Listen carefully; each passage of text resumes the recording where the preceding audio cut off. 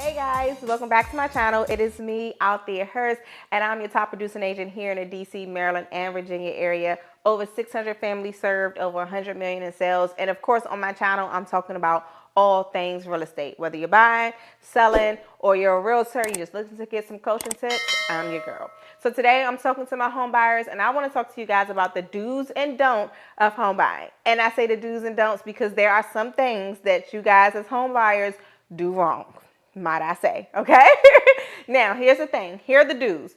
You definitely do want to get pre-approved. Before you decide to purchase a property, before you decide to gain access to any home, before you decide to look at homes, before you decide to submit an offer, you definitely want to make sure that you do get pre-approved, okay?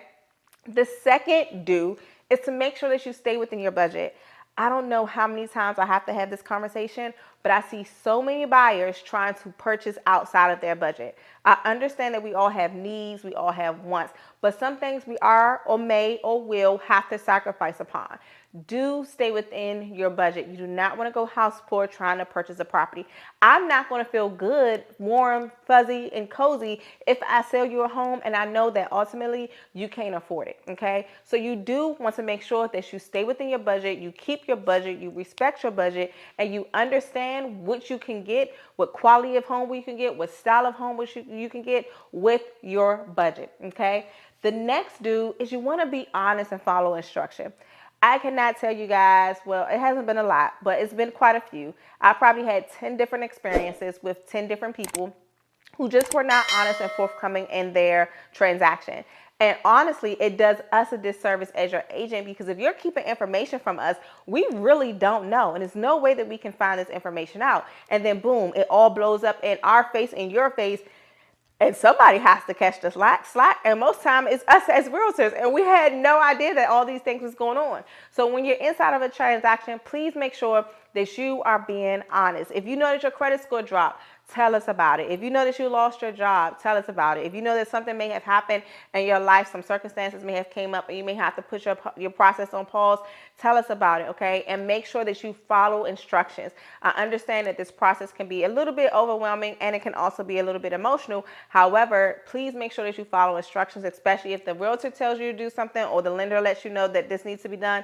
Get it done. Do not drag your feet because the longer you take, the longer it's going to take them, okay? Now let's talk about the don'ts when it comes down to purchasing a property, okay? Number one, don't bring other people with you. Can I just say that, please? Do not bring anyone else with you. If you are looking to purchase a property, the only people that should be in that home is you and you only, or the people who are going to be on the mortgage, okay? If you're purchasing a property with a spouse, if you're purchasing the property with a parent, if you're purchasing the property with a sibling, of course, let them be there. Or even your children, let them be there, your young children, okay? But if it's your best friend, your cousin, your coworker, you just want people to tag along with you, please try your best to leave them at home. I know that we love our family, our friends, and our loved ones, but you'll be so surprised how many people really don't support your dreams and visions when they see you going on another level. And purchasing a property is a whole nother level. So make sure that you keep them people at home, okay? My next don't is don't spend your money. Can we talk about that? I literally had a client the day before closing tell me one time that she could not purchase her property because she spent all of her money on a shopping spree. Please tell me, why is a purse more important than your home, okay?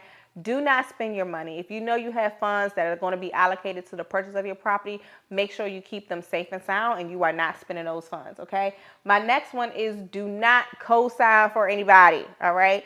Once your credit is pulled and once your credit is verified, keep it the same or make it better. Do not do anything else that's going to make it change. That means co-signing. If you co-sign for someone, guess what? That debt is now going towards your debt to income ratio and it could disqualify you from the home, okay? And my last don't is do not allow for other people's opinions to sway your decision to purchase.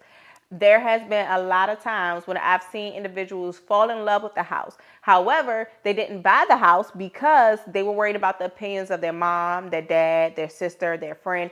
Hence why I tell you, leave them at home. And they didn't purchase the property because that person didn't like the property. And then what ended up happening is they purchased the property that that person did like, closed on a home, moved in, and now they hate their home. They don't like their home because this is not the home that they truly wanted. I say this, and I can say it as bluntly as possible. Opinions do not pay your mortgage. All right. So those are my do's and my don'ts of home buying. I look forward to seeing you guys on the next video. If you're in the DC, Maryland, or Virginia area, be sure to connect with me, and I look forward to helping you reach your goals. See you guys on the next video.